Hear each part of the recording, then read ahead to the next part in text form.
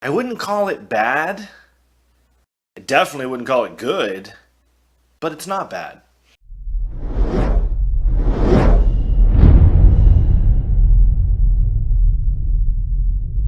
Hey, movie watchers, welcome to today's review of The Umbrella Academy, only on Netflix. Starring Ellen Page, Tom Hopper, Emmy Raver Lampman, David Castaneda, Robert Sheehan, Aidan Gallagher, and several other people that you will probably recognize. If you're new to this channel, I like to talk about my likes, my dislikes, then give you guys the breakdown. All my reviews have spoilers, so this is your one and only spoiler warning. Okay, movie watchers, let's review. So for me, the series starts off really fast. The first episode basically explains the bare minimum. Daddy is dead and the children come back to sort of pay their respects, I guess. Everyone kind of seems to have their own problems and their own things going on, and the first half of the season is just them all kind of doing their own thing, and it just always kind of somehow intertwines with what someone else is doing. For me, it seems a little pointless. Lots of misdirection and distractions and time filling, but eventually they start to work together as a team to try to save the world from the apocalypse. Bad news is the apocalypse comes anyway, but at least I think they survive this time. Starting with my likes, like number one of my favorite things about the show was just the way that it was all done. It was done in spectacular fashion. Like, I actually kind of really didn't like the show that much, but its style and its cinematography and just the way the whole thing looks and the way it feels and the way it was shot really makes this show hard to hate. And it's actually really fun to watch. Like number two, Robert Sheehan is amazing in this show. I think he nails his performance as a charismatic, drug-addicted, alcoholic, talking to the dead, don't know which way is up or down role that is Klaus. I also think that he's the main comedic relief in the show, which I think he does fantastic at, and if there is a second season, I'd really like to see more of him. Like number three, I really enjoyed the side plot with the time-traveling assassins played by Mary J. Blige and Cameron Britton. They have some fun, they face some difficulties, they overcome some challenges, and I think overall they were really interesting characters.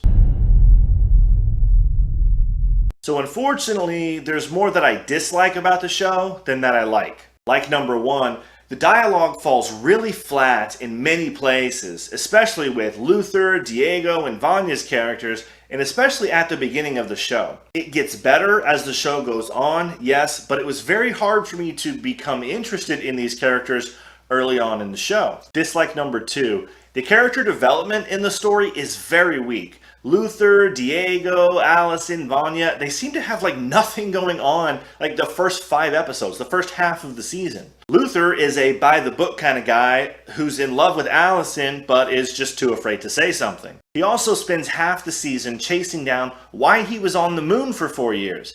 And it turns out Dad was just a dick and the story literally goes nowhere. Diego fights crime at night, and that's basically all we know about him. He seems to be really hardcore, but he just really doesn't do anything. His ex-girlfriend dies, and he wants revenge, but nothing really comes out of it, so it's kind of dumb and pointless. I mean, I guess you could say that his character grows from this experience, but that's like all there is. Like, literally nothing else happens in his story. Luther and Diego basically don't even need to be in the show. I feel like they don't even do anything. Allison just wants to see her daughter the whole time, but never actually does. She does try to work on her relationship with Vanya, so there's some character development there, but that's about it. Vanya is supposed to be the main story or the main plot line, as she's the one that brings about the apocalypse, but even that doesn't really get started until like episode 4 or 5. And it's really slow going up until episode 9 and 10, and then it just like escalates really fast. And I feel like the story is just lacking in quite a few areas. Dislike number 3, there are a ton of inconsistencies and things that go just unexplained. Maybe they did it on purpose to create some mystery and hype for a second season, but I just think it's lazy writing. So I'm just going to rattle off some questions that didn't get answered, and maybe you can answer them for me. How and what is Pogo? We get nothing on the talking ape, and I know nothing about him. What was Luther given to turn him into that freaking giant? I understand it saved his life, but what was it? Why was he, what did it do?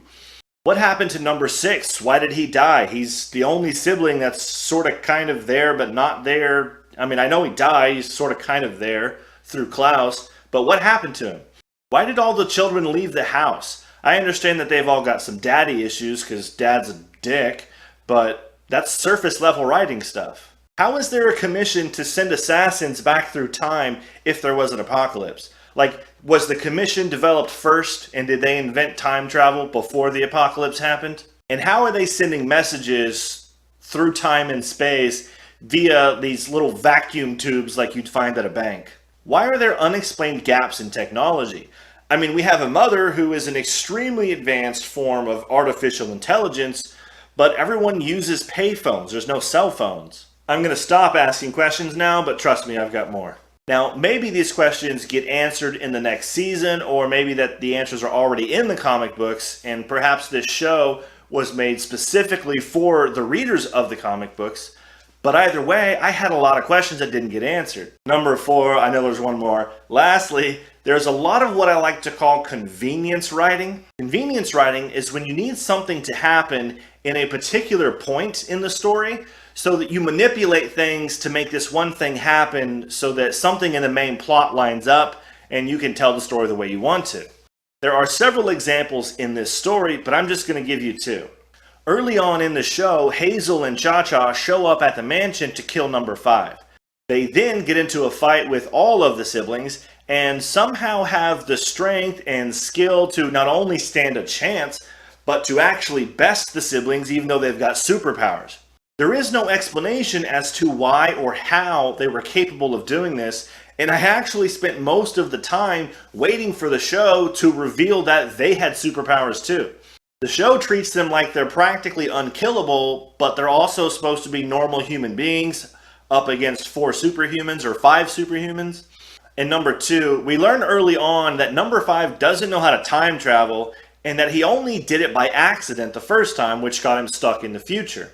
He needs a suitcase to get back in time, and when he does get back, he seems to have some inconsistencies with his abilities, but how at the end of the show, right before the apocalypse, he not only figures out how to time travel now, but he also figures out how to time travel with his siblings. Those seem awfully convenient.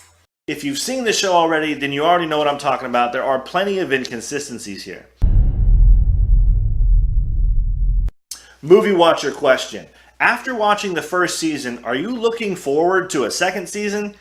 Do you even think it deserves one? I'm kind of on the fence about it. Okay, movie watchers, here's the breakdown. I'm giving the writing a 4 out of 10. So many inconsistencies, so many unanswered questions, and I think they might have dropped the ball on this one. I'm giving the acting a 6 out of 10. Robert Sheehan outperforms the entire rest of the cast in my opinion. Aiden, Emmy, and Cameron do pretty good as well, but I was just kind of bored with everyone else. The cinematography is getting an 8 out of 10, and it's the only thing that saves the show for me. Its style, the way it was shot, its look, its feel, everything kind of, this really, for me, pulls the show together, and job well done here. I'm giving the directing a 4 out of 10. I think there's several plot holes, and there's just a lot of filling up time and space without really explaining anything, and for me, this was a letdown. Overall, The Umbrella Academy gets a 5.5 out of 10 from me, but it might be better if you're a fan of this particular comic.